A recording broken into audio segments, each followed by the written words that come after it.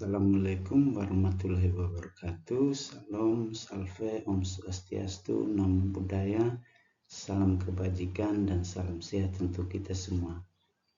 Jumpa lagi dengan saya Jeffrey Desclau, mahasiswa program studi Magister Pendidikan Dasar Universitas Terbuka.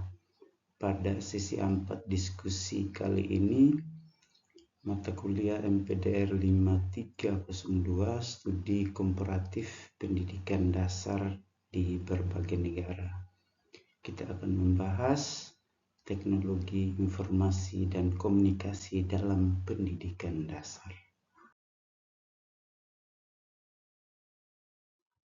Materi diskusi kita kali ini adalah bagaimana di era perkembangan TIK, guru pendidikan dasar memastikan bahwa integrasi yang efektif dari TIK dalam proses pembelajaran. Kedua, bagaimana langkah konkret yang dilakukan guru untuk mendukung pemanfaatan TIK dalam meningkatkan keterampilan, kreativitas, dan pemahaman konsep siswa di kelas. Terus bagaimana dampak positifnya dan tantangan dalam implementasi teknologi tersebut di lingkungan pendidikan dasar. Lingkupan diskusi kita yaitu analisis tentang guru pendidikan dasar pada era TIK, integrasi teknologi yang efektif dalam pembelajaran pendidikan dasar. Dalam konteks ini, memerlukan kefokusan pada pedagogi yang diperkaya teknologi, bukan sekedar sebagai penggunaan alat. Saya sebagai guru tentu memastikan integrasi efektif dengan memulai dari tujuan pembelajaran. Selanjutnya saya memilih dan mengadaptasi TIK yang relevan dan sesuai dengan tahapan perkembangan siswa. TIK harus berfungsi sebagai enabler untuk aktivitas yang sebelumnya sulit atau tidak mungkin dilakukan seperti simulasi interaktif atau kolaborasi global. Pendekatan tersebut selaras dengan yang dijelaskan oleh Herman dan kawan-kawan tahun 2023 bahwa pentingnya adaptasi kurikulum dan praktik pengajaran di pendidikan dasar sering perkembangan global yang sedang tren.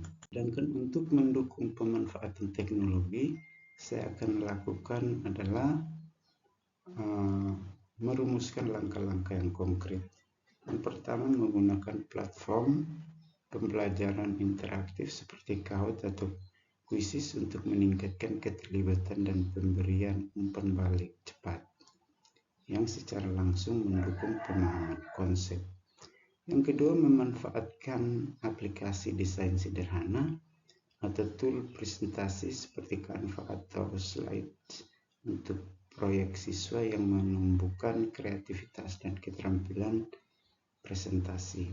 Ketiga, integrasi sumber daya digital, video, edukasi, simulasi untuk membuat materi abstrak lebih nyata, kontekstual, dan mendukung peningkatan keterampilan literasi digital. Selain itu, saya juga secara teratur mengikuti pelatihan TIK untuk memperbarui kompetensi saya, memastikan teknologi yang digunakan adalah yang paling mutakhir. Berikut adalah dampak positif yang saya lihat sangat signifikan dalam hal motivasi belajar siswa yang meningkat drastis. TIK memungkinkan pembelajaran lebih personal, diferensiasi, mengakomodasi berbagai gaya belajar, dan secara efektif meningkatkan pemahaman konsep melalui visualisasi dan interaksi. Siswa menunjukkan kreativitas yang lebih tinggi dalam menghasilkan produk proyek dan secara alami mengembangkan keterampilan abad 21, terutama literasi digital dan kolaborasi. Pemanfaatan teknologi juga membantu menjembatani kesenjangan akses informasi, memperkaya pengalaman belajar di pendidikan dasar. Implementasi TIK di pendidikan dasar tidak lepas dari tantangan. Tantangan utamanya adalah kesenjangan akses infrastruktur seperti perangkat koneksi internet yang stabil dan keterbatasan pelatihan guru yang berkelanjutan serta manajemen kelas sangat menggunakan perangkat itu juga menjadi tantangan. Memastikan penggunaan TIK tetap fokus pada tujuan edukasi bukan sekedar hiburan. Selain itu, tantangan yang saya lihat adalah pengembangan konten digital yang benar-benar berkualitas serta sesuai kurikulum. Solusi untuk menangani tantangan ini menurut saya memerlukan dukungan kuat kebijakan sekolah, investasi berkelanjutan dalam infrastruktur, dan program pengembangan profesional guru yang terstruktur dan terdamping. Berikut referensi yang saya gunakan. Yang pertama, Harman dan kawan-kawan tahun 2023 yang merupakan buku materi pokok studi komparatif pendidikan dasar di berbagai negara. Yang kedua, channel YouTube saya. Mengenai channel ini, mohon teman-teman, Bapak Ibu, subscribe, like, komen, dan share video saya.